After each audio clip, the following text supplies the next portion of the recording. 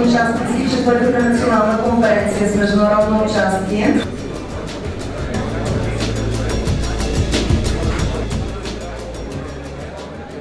Традиция стана през месец септември всяка година да правим и организираме една национална конференция по пътища с международно участие. И тази година останахме верни на себе си и не променихме стила на самата конференция, така както вече ви е известно, да изберем една основна тема, която е важна за нашето пътно дело и да поканим някой известен лектор от Германия или от Австрия. Затова поканихме един много известен специалист от Дрезденския технически университет, професор Фром Велнер, който в момента стои до мене, по-късно ще ви го представя.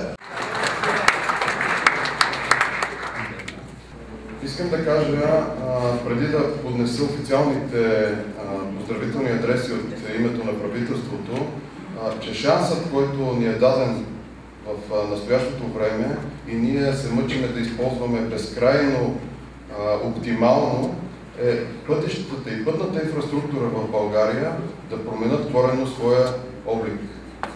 Голяма част от вас се занимават точно с това и ние разчитаме по безкрайен, вярващ начин това нещо да го правите с сърце, което ще допринесе и до доброто качество и дългото ползване безаварийно и без всякакви ремонти на инфраструктурата, която изпълнявате. Ние за четвърти път организираме и провеждаме конференцията. Смятам, че те не само има място в строителната практика, но тя е потребна и ще продължи да се организира, защото видимо проблемите, свързани с транспортното строителство и в частност с пътното строителство, от ден на ден стават все по-актуални, все по-значими. Пътувайки от София до тук, прави впечатление колко видно стрелки се сменят, къде шуми, къде се събира вода, къде се изгонива вече. Сигурно има, не знам, 10 вида стартовни стрелки, така че темата, която тази година сме избрали за конференцията, мисля, че е много актуална. От дълго време говорим за въвеждането на нови технологии, нови покрития. Пожелавам да има такъв положителен ефект тази конференция и да се вози все по-комфортно и по-безопасно по пътищата на България.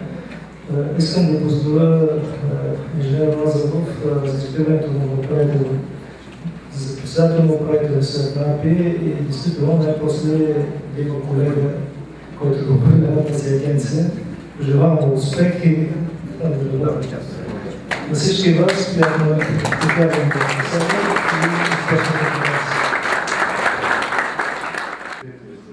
В оперативна програма Транспорт 2007-2013 са включени автомагистрала Тракия, автомагистрала Марица, автомагистрала Струма, лотове 1, 2, 3 и 4, Кърджали-Подкова, Софгара Яна, това е Софийски, това е първата част от автомагистрала Хемус, 8,5 км, Мезра Ботевград, Видин Монтана.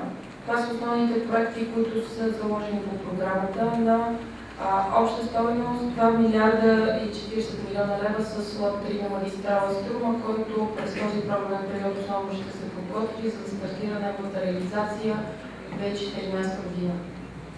Също така ние сме включили алтернативни проекти. Това е автомагистрала София-Галотина, изключително важна. Обходите на Враца, на Монтана, на Габрово и тунела под връх Шипка на обща стойност 496 милиона евро. Ние сме един от най-големите технически университети в Германия. Имаме 8000 служители и годишен бюджет от 250 милиона евро.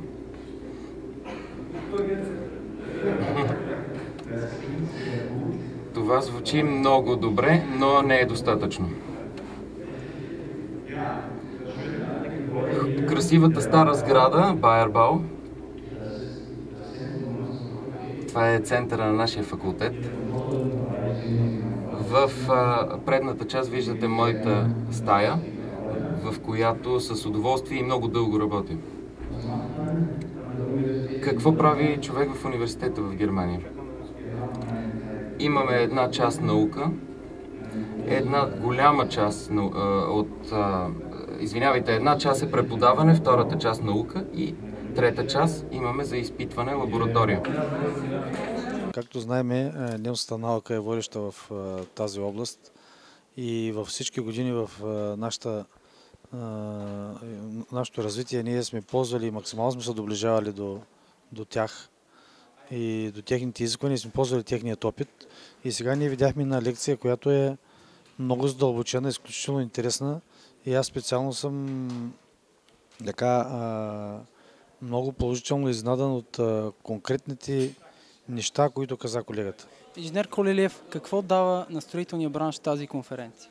Значи това е една хубава традиция, която вече четвърта година се спазва, която има много благоприятен ефект. Първо между комуникациите на хората от бранша и второ по отношение на научната и технологичната култура и информация, която е за цялата колегия, за целия пътен бранш.